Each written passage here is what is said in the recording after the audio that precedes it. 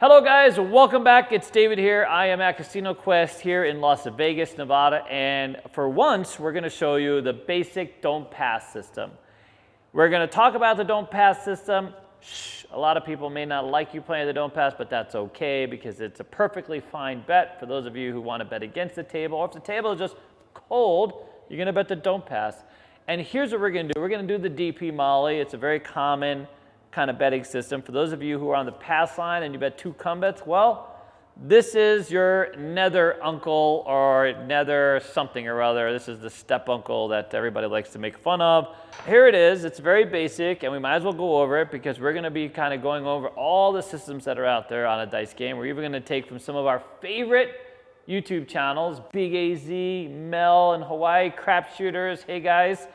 All of you guys work fantastic systems and have all different ways to play, and we're very happy to lend some flattery to that and show you that we actually care. We love watching all your channels and being part of this great experience on YouTube where we play dice, and we love dice. Okay, so here it is. So we're starting out at the beginning, all right? So the don't pass bet, it's a flat bet on the don't pass, and once you have a point, instead of going through the come, of course, you're going to go through the DC. And for those of us new to the channel, you know, we are a teaching channel. So let's roll this back really quick and talk basically how the system works and how it's played out. When you bet on the don't pass, you're betting against the dice. They call it betting against the shooter. You're looking for a 2 or 3 to win that bet, that flat bet. And if a 12 rolls, it's going to be a push. In some places, 2 is the push. And by push, I mean if a 12 rolls, you would not get paid, but you would also not lose your money. Okay, 2 or 3 rolls, you're going to actually win on this when this puck is off. Once there's a point established, you want a 7 before that point is rolled again. So if someone's on the point of 9, if you're on the don't pass, you want a 7 before the 9. It's really that simple. Okay, so the next bet you can make if you wanted to start a new game on the don'ts would be to bet the don't come. And on the don't come, the same rules apply as if this puck was off. 7-11, you would lose. 2-3, you would win. And 12 is a push. It says so right there. That's on the next roll of the dice. Okay, so let's talk about the DP Molly. DP Molly, don't pass, 2-point Molly, is essentially the don't pass with a full lay. Okay, full lay, reverse odds, and then starting a don't come bet. Okay, now, on a 3, 4, 5 times table, which most strip properties offer, you can always bet 6 times your flat as the lay. And the odds are in reverse of what they are in the pass line. Every 2 will win you 1 against the 4 and 10. Every 3 will win you 2 against the 5 and 9. Every 6 will win you 5 against the 6 and 8. So let's say, for example, for the purpose of our strategy review here, we come out on the point at 9. You would start another DC, and then from there, you would hope to get another point rolled. The idea is to get behind 2 more numbers before you see a 7. So here, let's say, for example, a 5 is rolled, boom, out on this goes behind the 5. Now you can throw another $30. You would tell the dealer, you would drop it right there in the DC box or the come and say, hey, can you put that behind the 5 for me? And they would make a lay for you behind the 5. Then you would add another nickel here in the DC, and let's say that went behind the 8. And you could put another $30 and put that behind the 8, okay? Now, this $30 is going to get you $20 if you should win, and you would get $5 for your flat. This $30 behind the 8 is going to win you $25 and $5 because the odds pay for every 6, you get 5. On the 5 and 9, every 2 gets you 3, so 30 gets you 20. And then the even money, the flat always gets even money. Now here, this is the optimal sort of scenario. You're looking for a 7 before any of these numbers roll again. If the shooter should roll a 5 again, you would lose the 5, just like that. You would see that you only had 1 DC working, and so you would want to add another DC. So the idea behind, 2 DC or the negative DP Molly is to keep 2 DC bets working, okay? So as soon as one of these numbers gets knocked out, or if the number gets knocked out, you would then come back with another DC, wait for that to move behind a number, and then of course take your full lay, which would be 6 times your flat bet. Now you don't have to take your full lay if you don't want to, you can just keep working flat bets, but I will tell you that if you work flat bets and you grind out the DC, oof, it is just a slow process. One time I grinded at 8 hours. I'm up $100 just betting flat bets or just, you know, the even money bets on the DC. And of course, I was so bored after I was done. I just started betting on the pass line, lost all my money back, and there's that. All right. So if the 7 should come at this point, you would get here 25. You would get 20, 25 and 5. And then here, the 4 is a 10. Only for every 2, you get 1, 15 and 5. And then the dealer will go ahead and stack all this money up and go, you have a no 4 and no 8, and you win all that money back. Okay, so that's the DP Molly. So here's the deal. Very basically, you need a little bit of change to play on the don'ts unless you keep with the flat bet. If you just keep with the flat bet and you're on a $5 game and you have $5 in the DP and then you have 2 others, it's 15 bucks, right? Maybe some of them get hit, 20, 25 bucks. You can get away with a bankroll of, let's say, 200, 300 bucks pretty easily, even less. You can come in with just one stack, $100, and just run the $100 through and see if you can win back your money that way. Again, it's a very grindy way to play. You're not going to win a whole lot of money unless the table is just ridiculously cold and all of the bets are timed well. What's interesting is if you roll up on a game and you bet the DP and at the same time you have a pass line player, in many cases you'll see that both of you losing at the same level at the same time. It's very odd. And that's because a pass line player, the dynamic of the pass line player in terms of place bets, and then betting all the way across, you coming through the DC, you're getting hit behind these numbers, while the place bet player really needs to hit quite a few numbers to get out. And so they may see a 7 while you've lost some numbers. So in the meantime, the casino is taking both sides, and you're looking at each other going, how the crap are we both losing? Well, that's sometimes how a table works. Tables get very choppy, and there's that. Okay, so at the full lay point, by that I mean you're taking $5 flat and $30 lay on every time.